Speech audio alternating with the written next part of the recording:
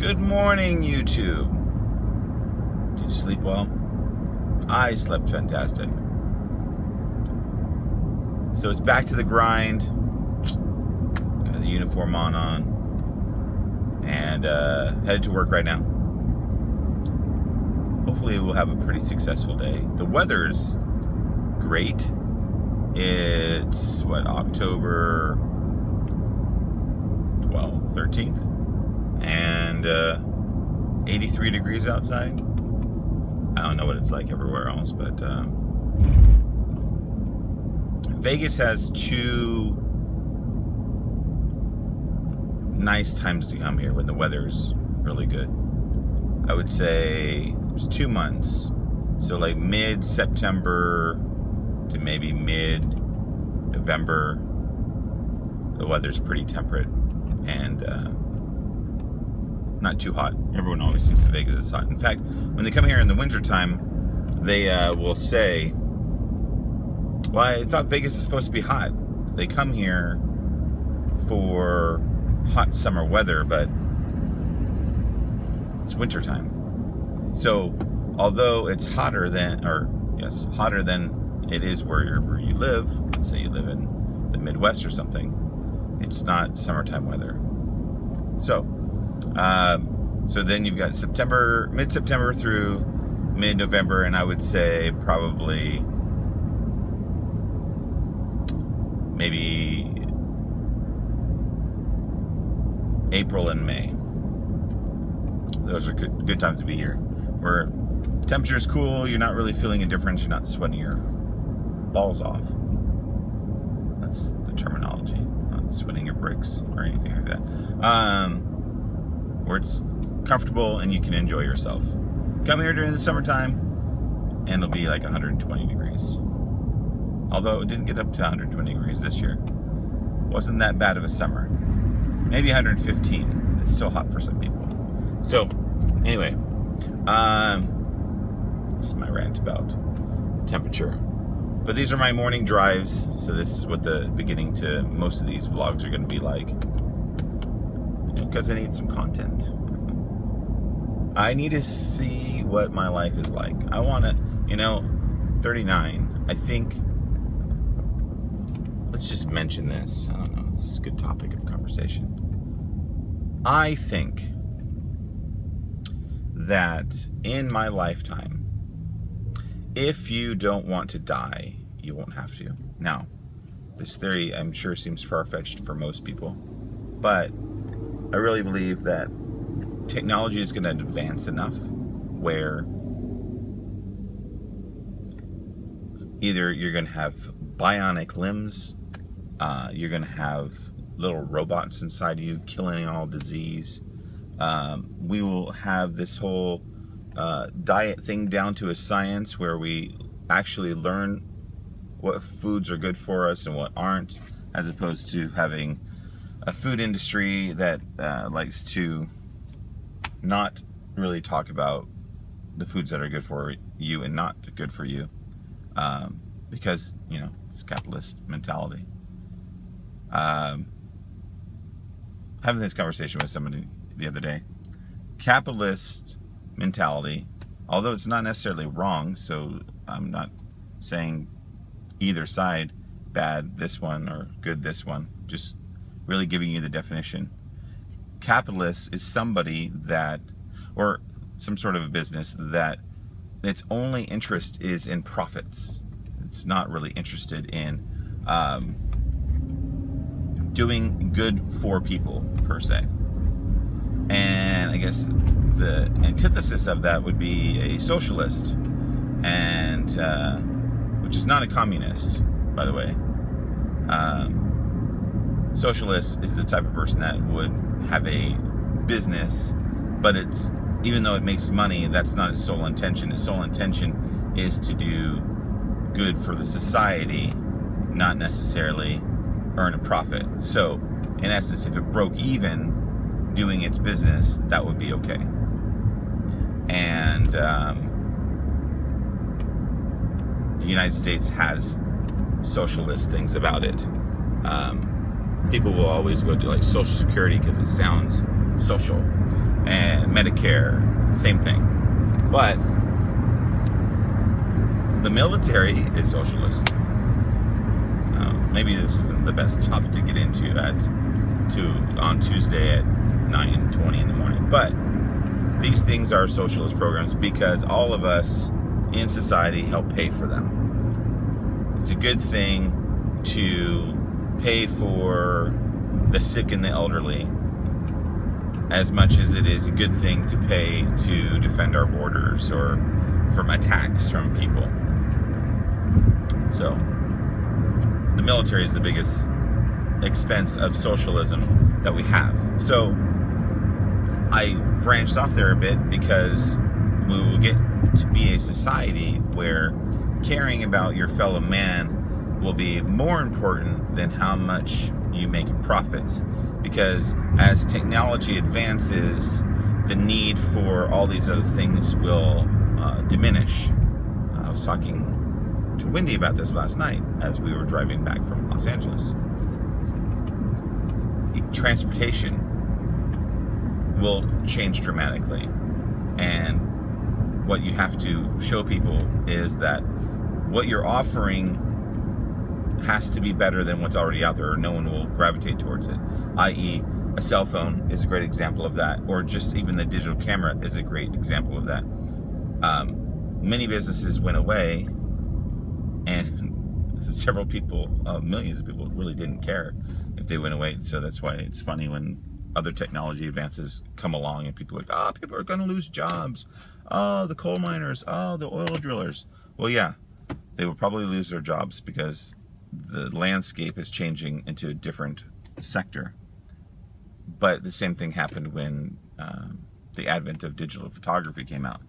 There goes Kodak. There goes, Fujifilm. There goes a lot of different companies that relied on the making of film, the selling of film, and the processing of film in order to maintain their business. And within a couple of years was gone.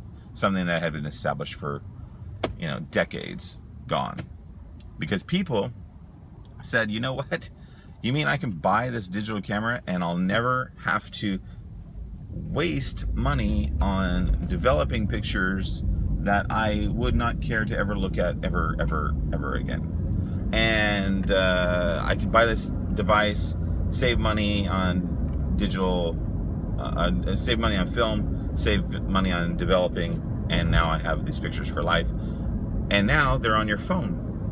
Now they're on this little device that you carry with you every day that you can look at. And now they can be on a watch. And every time you want to turn your watch, a picture will show up that you want to see as the background of your watch. So these things exist.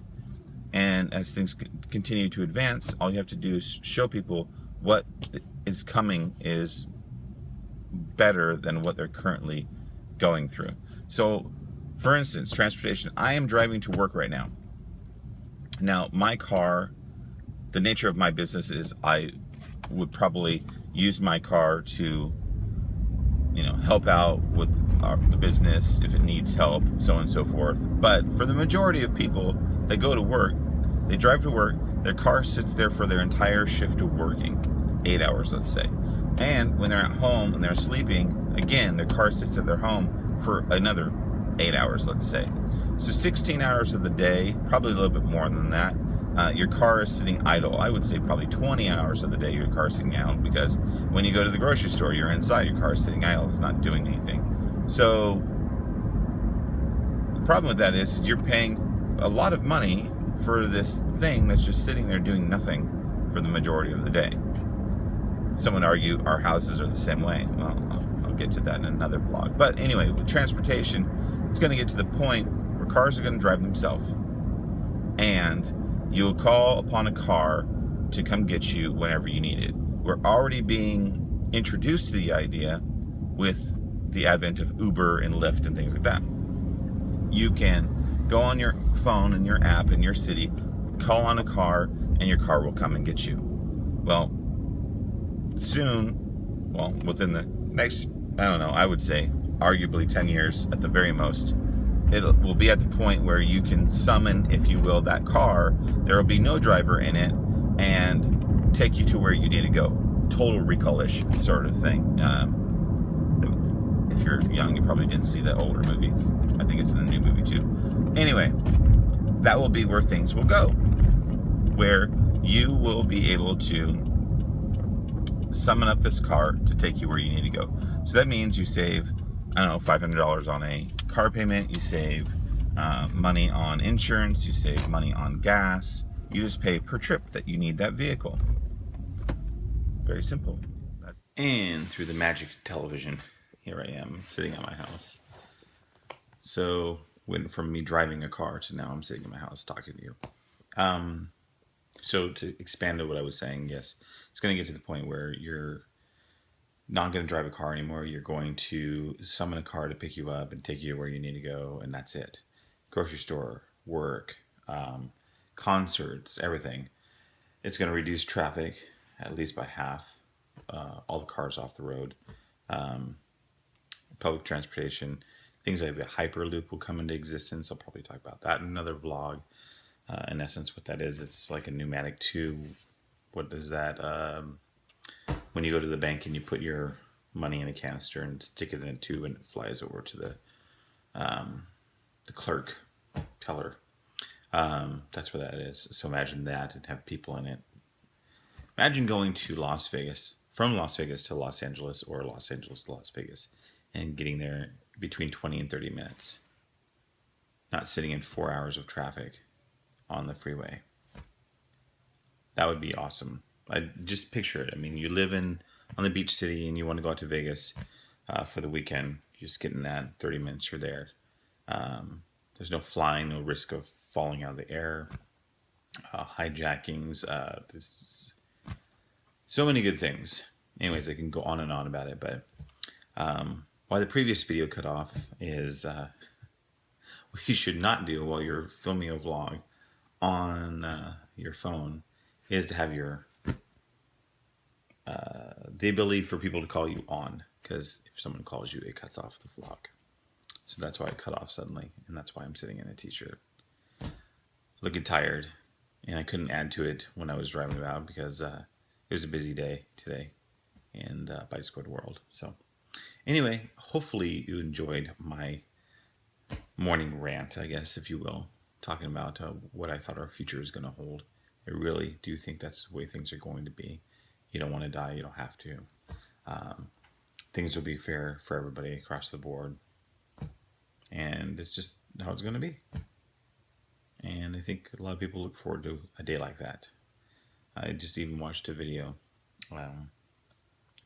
talking about it's all about perspective. So if you were an astronaut and you were in space, you looked back at the world, you'd view the world in a different way. You wouldn't see borders, you wouldn't see barriers, you wouldn't see flags of nations. You would just see this blue world that had living life on it, and you couldn't imagine that everyone down there wouldn't get along. That would be the furthest thing from your mind. You would imagine that they probably did.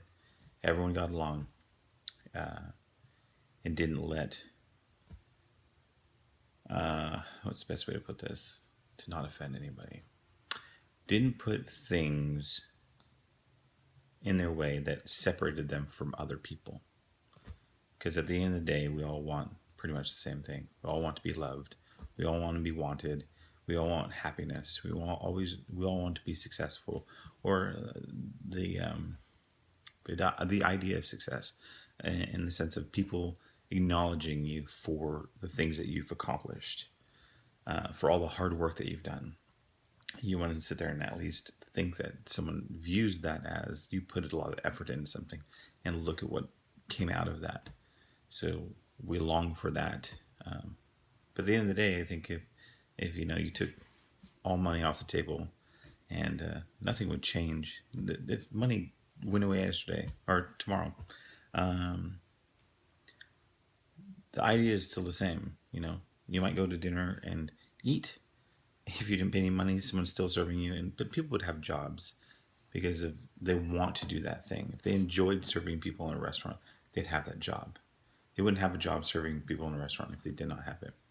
something I look forward to or look for in people that work at Bite Squad is the idea that they actually enjoy the job.